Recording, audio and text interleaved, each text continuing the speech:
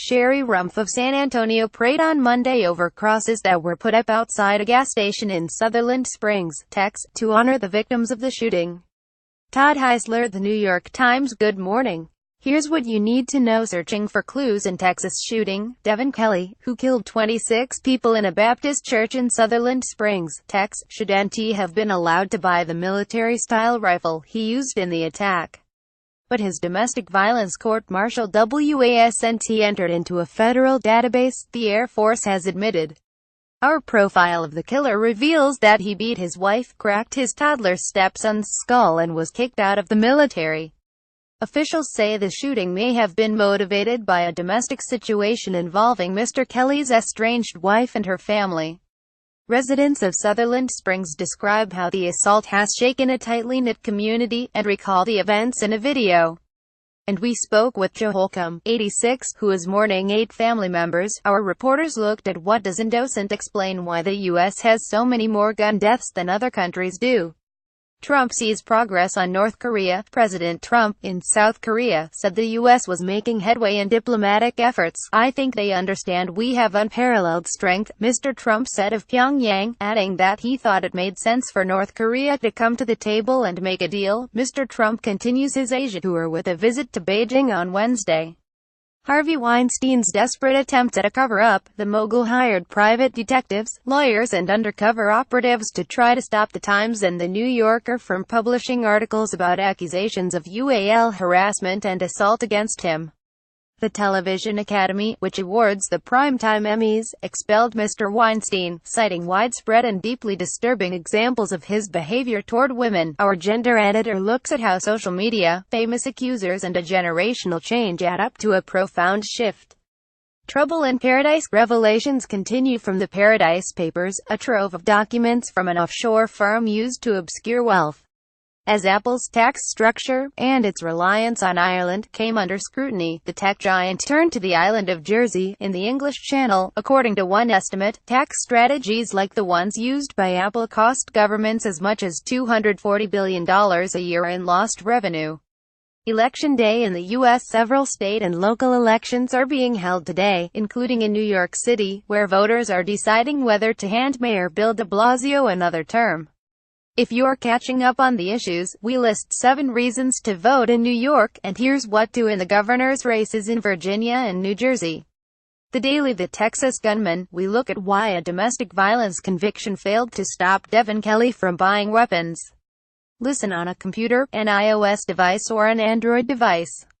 Business. Broadcom has offered to buy a rival chip maker, Qualcomm, for $105 billion, in what would be the biggest takeover in the history of the technology industry. The Republican tax bill would cut taxes, on average, but it would raise them for millions of middle-class families. A Times analysis found princes, dictators and oligarchs from Saudi Arabia and Russia, among other countries, are investing heavily in Silicon Valley. Our tech columnist writes, U.S. stocks were up on Monday.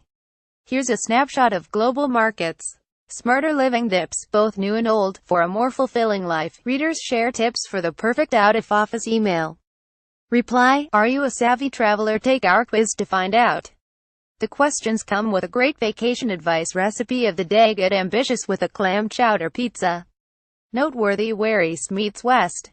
In today's 360 video, visit the Louvre Abu Dhabi, created by the architect Jean Nouvel, which aims to act as a bridge between civilizations. Protections for Nicaraguans to end. Thousands who arrived illegally in the U.S., many of them decades ago, will have to leave the country, the Trump administration said. A fight over gardening. The altercation that left Senator Rand Paul nursing bruised lungs and broken ribs was said to have begun over a landscaping dispute with a neighbor. Partisan writing you shouldn't miss.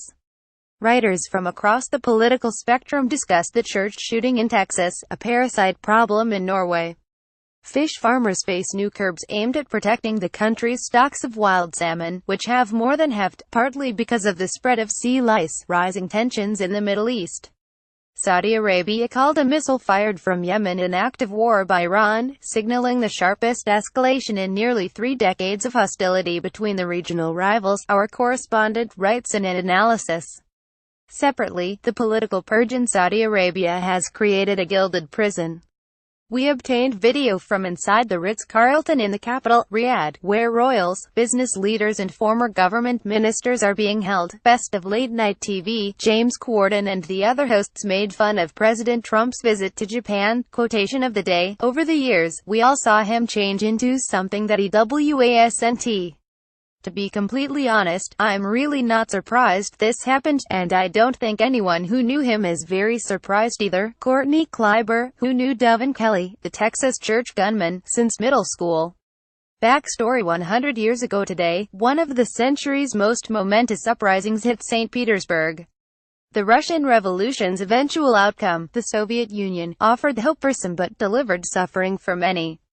Lenin addressing a crowd in Moscow on November 7, 1918, the first anniversary of the Russian Revolution. Russian State Archive of Social and Political History, via Associated Press. Throughout the centenary year, we explored the legacy of communism in a series of op-eds. Red Century. Perhaps less noted is how the revolution changed culinary history. Millions of émigrés of the remains of the Russian Empire took their cuisine with them. As the American, wandering a foreign land, longs for ham and eggs country style, so does the Russian exile want borscht, the national Russian soup, with his meal, the Times wrote in 1935.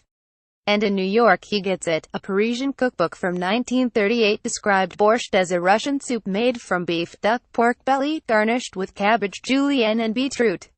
It also provided a Polish version. To this day, restaurants in Hong Kong serve lor sung tong, a soup derived from the borscht made by migrants from Russia and Eastern Europe who sought refuge in what was then a British colony. And just last month, Ukraine sought to widen the soup's global reach on Twitter, at Google, at Apple. Time to have a borscht emoji. Patrick Bowler contributed, reporting, ________. Your morning briefing is published weekdays at 6 a.m. Eastern and updated all morning. Browse past briefings here. If photographs appear out of order, please download the updated New York Times app from iTunes or Google Play. What would you like to see here? Contact us at briefing@nytimes.com.